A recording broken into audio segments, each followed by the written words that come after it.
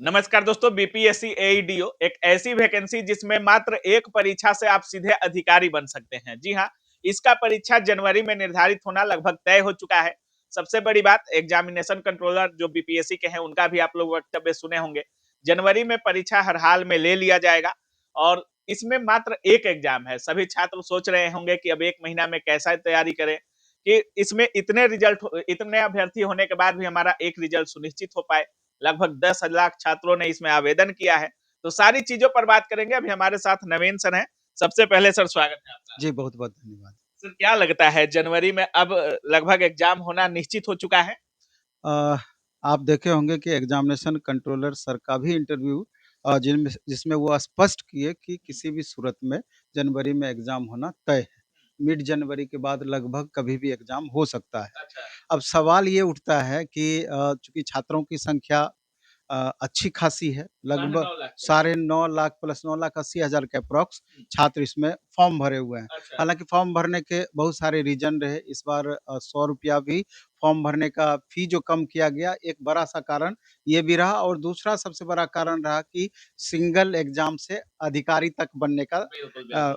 आपका ये सपना पूरा लेकिन हो सकता बहुत है। लोग ये भी कह रहे हैं सर कि सिंगल एग्जाम है, ऊपर से बीपीएससी ले रहा है, तो हो सकता है कि मेंस और पीटी मतलब मिला करके बहुत हार्ड क्वेश्चन पूछेगा एईडीओ में और भीड़ भी इतनी है। एक एग्ज़ाम इसमें सिंगल है, हाँ, उसी को जो आप समझ लीजिए फाइनल एग्ज़ाम है। हाँ, सबसे बड़ी बात इसमें ये है कि 3 सीटिंग में एग्ज़ाम होना है हुँ, और 1/3 नेगेटिव है और इससे भी बड़ी बात है कि लैंग्वेज में भी आपका नेगेटिव कर दिया गया है। बिल्कुल, बिल्कुल। लैंग्वेज में नेगेटिव है और उसमें भी बड़ी बात ये है कि अगर लैंग्वेज मान लीजिए 100 क्वेश्चन पूछा जा रहा है हिंदी और इंग्लिश मिला के, हाँ, हिंदी 70 क्वेश्चन और 30 क्वेश्चन इंग्लिश का है। दोनों में सेपरेट-सेपरेट आपको पास करना होगा, यानी दोनों में अलग-अलग 30% मिनिमम मार्क्स आपको लाना होगा। ये बात आपको समझनी है।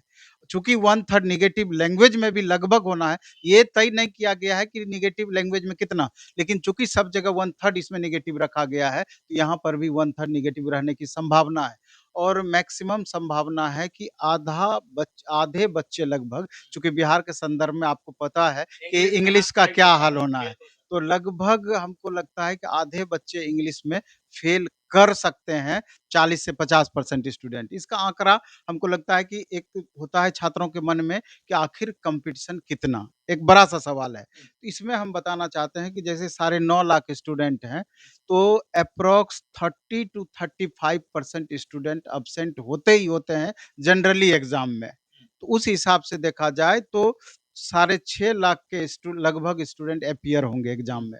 मतलब सा लैंग्वेज में फेल होना निश्चित नहीं, है। वो तो हाँ, वो तो हाँ, अलग और चीज़ है। इंग्लिश अभी में हाथ टाइट होता भी है हाँ, सर। बिल्कुल, उस पर हम आएँगे। हाँ, हम ये कह रहे हैं कि साढ़े 9 लाख में से 3 लाख के एप्रॉक्स स्टूडेंट एग्ज़ाम में शामिल नहीं होंगे। जनरली जो पैटर्न आ रहा है, उस हिसाब से हम हाँ, बता रहे हैं। साढ़े 6 लाख स्टूडेंट हो गया, साढ़े 6 लाख में एप्रॉक्स रखिए 2.5 लाख स्टूडेंट कम से कम, 2.5 लाख स्टूडेंट कम से कम लैंग्वेज के कारण फेल करेंगे ही करेंगे, और इंग्लिश के कारण। और इधर हिंदी का भी अगर बीपीएससी टीआरई का भी आप देख लीजिए, हिंदी अच्छा खासा दिक्कत हुआ है छात्रों को हिंदी में नहीं भी। हुआ है, फिर भी चूँकि हिंदी हमारा मदर हाँ, टंग है, इसलिए मैक्सिमम स्टूडेंट कम्फर्ट फ़ील करते हैं। 30% हाँ, ही तो लाना है, 21 नंबर लाना है 70 में, लेकिन 30 में 9 नंबर लाना अपने आप में भारी है।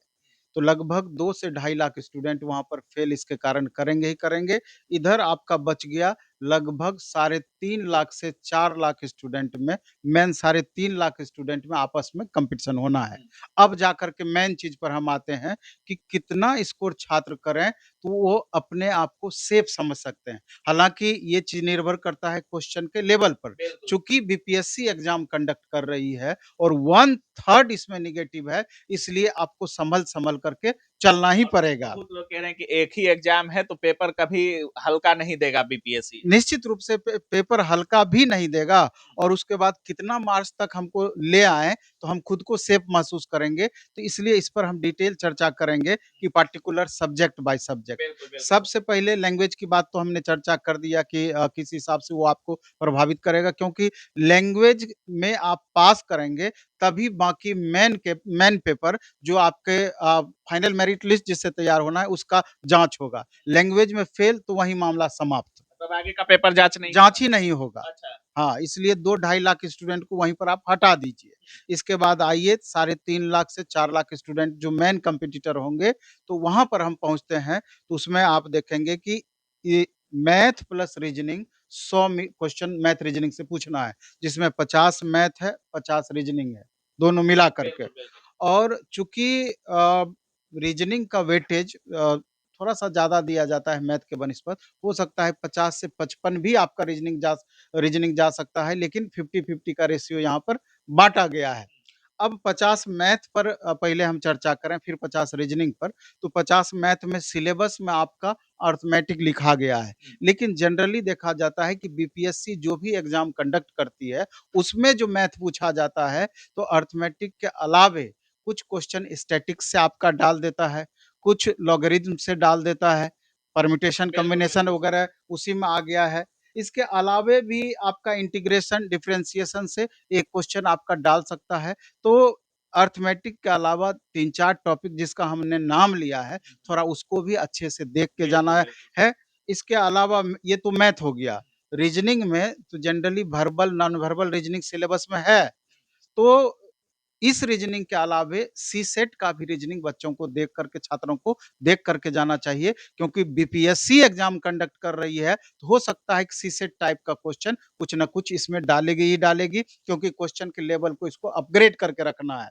तो ये माना जाए कि कितना स्कोर हम करें कि मैथ रीजनिंग मिला करके उसको बेहतर स्कोर माना जाए, तो आपको 80 प्लस स्कोर आपको करना ही होगा, क्योंकि बिहार के संदर्भ में आप देखेंगे कि बिहार के बच्चों का हमेशा से मैथ रीजनिंग ऐसा पेपर है कि बेहतर रहा है, ये दोनों सब्जेक्ट। इसलिए इस दोनों सब्जेक्ट में स्कोर ठीक-ठाक जो छात्र कर लेंगे, फाइनल होने की संभावना उसका मैक्सिमम रहेगा। अगर 80% से ऊपर स्कोर 1/3 नेगेटिव के बावजूद आप ले आते हैं, 100 में से 80 अगर क्वेश्चन सही कर पाते हैं, तो आपका बेस्ट स्कोर माना जाएगा। इसके बाद मैथ रीजनिंग के बाद आप चले आइए सामान्य अध्ययन पर। सामान्य अध्ययन में आप देखेंगे कि 100 क्वेश्चन पूछा जाना है। 100 क्वेश्चन में आप एप्रोक्स मान लीजिए कि 5 से 7-8 क्वेश्चन, 10 क्वेश्चन तक बिहार से डाल सकता है। 5, 6, 7, 8 क्वेश्चन लगभग बिहार सेक्शन से डाल सकता है, और 15 से 20 क्वेश्चन के एप्रोक्स करंट अफेयर से जा सकता है। साइंस और टेक, साइंस और टेक की बात हम कर रहे हैं। साइंस और टेक का मतलब हो गया कि इसमें एनवायरनमेंट वगैरह सब चीज़ चला आया, और करंट से रिलेटेड भी साइंस एनवायरनमेंट में क्वेश्चन जो पूछा जाता है, तो 20 से 25 क्वेश्चन अप्रॉक्स इस सेक्शन से रहना ही रहना है। इसके साइंस हमेशा बीपीएससी का थोड़ा अप लेवल रहता है सर। निश्चित रूप से रहता है। इसके अलावा आप देख लीजिए स्टैटिक जीके से 10 से 15 क्वेश्चन इस सेक्शन से पूछ सकता है। इसके अलावा हिस्ट्री, पॉलिटी, ज्योग्राफी, इकोनॉमी, तो 8 सेक्शन से भी अच्छा खासा क्वेश्चन का ओवरऑल वेटेज रहेगा। तो कुल मिलाकर के अगर देखा जाए, तो आप 2 चीज़ इसमें देखेंगे। तो एक तो कि 100 क्वेश्चन जीएस में सर बेस्ट स्कोर किसको कहा जाए? कितना तक अगर हमारा मार्क्स आ जाता है, तो हमको लगता है 1/3 नेगेटिव काटने के बावजूद अगर आपका 60 प्लस स्कोर आप कर पाते हैं जीएस में, तो वो आपका बेस्ट स्कोर माना जाएगा। और ओवरऑल बेस्ट स्कोर कितना हो गया, जो कि आपके फाइनल रिजल्ट को प्रभावित करेगा। तो 200 मार्क्स अगर ओवरऑल मैथ, रीजनिंग और जीएस मिला करके कैलकुलेट करते हैं, तो उसमें से अगर 140-45, चूंकि सिंगल एग्जाम है, 1/3 नेगेटिव भी है, तो अगर 140 प्लस आप ले आते हैं, तो आपका फाइनल सिलेक्शन की एक तरीके से गारंटी हो जाएगी। 140-45 अगर ला देते हैं तो आपका रिजल्ट कोई नहीं रोक कोई सकता। नहीं रोक सकता है।